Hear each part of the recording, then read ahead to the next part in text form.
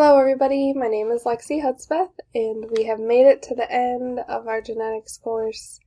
And here I'm going to talk about congenital adrenal hyperplasia, which is the disorder that I've been researching since the beginning of this course, so I hope you guys enjoy. So now I'm going to talk to you a little bit about what congenital adrenal hyperplasia, also known as CAH, kind of what it consists of, and a little bit of the history behind it. So the first documents of CAH were in 1865 on a female patient with enlarged adrenal glands, male genitals, but no testes. And she had a full internal female reproductive system. So 1 in 15,000 newborns are affected by CAH. And it is easier to diagnose in females over males, just because females do have atypical genitalia and will still have the normal female organs, such as a uterus and ovaries. Males at birth may have an enlarged penis, but they are usually diagnosed later on due to early puberty or fast or rapid growth. So if this disorder does go undiagnosed for a longer period of time, it can exhibit signs of vomiting, weight loss, shock, dehydration, and even death.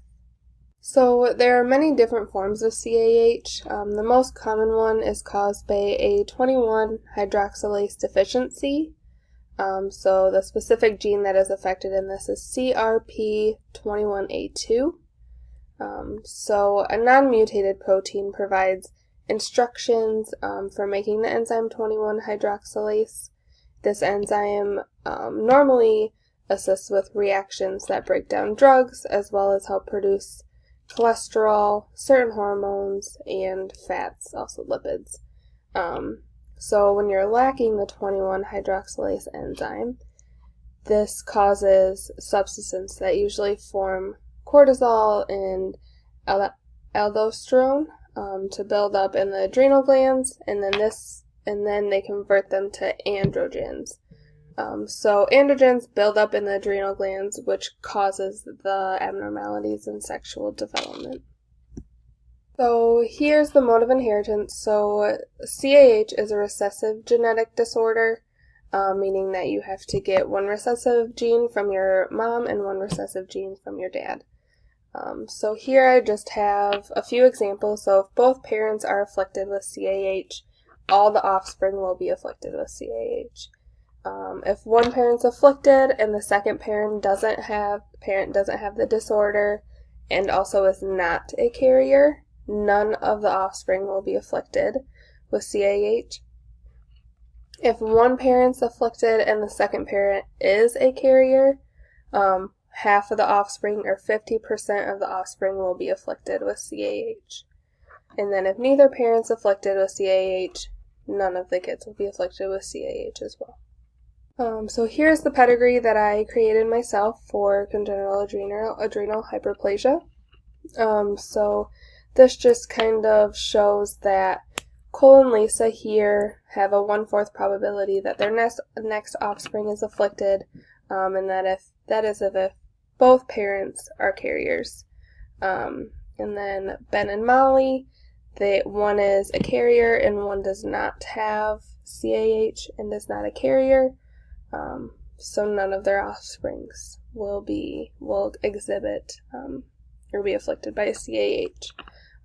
Where Mackenzie and Robert will have half of their children will be afflicted by CAH because Robert is afflicted and Mackenzie is a carrier.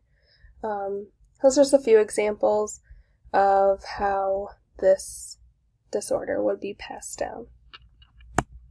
So for genetic testing, all newborns are screened, which is mandatory in the United States. And then genetic testing can be done by amniocentesis, chronic villus sampling, gene testing, or typically as it's done by a doctor's exam, which is done in the first few weeks of life. So early detection of CAH is preferred just because there is treatment to help control CAH and also give those diagnosed a better life overall. So CAH can be identified while the individual is still in the womb.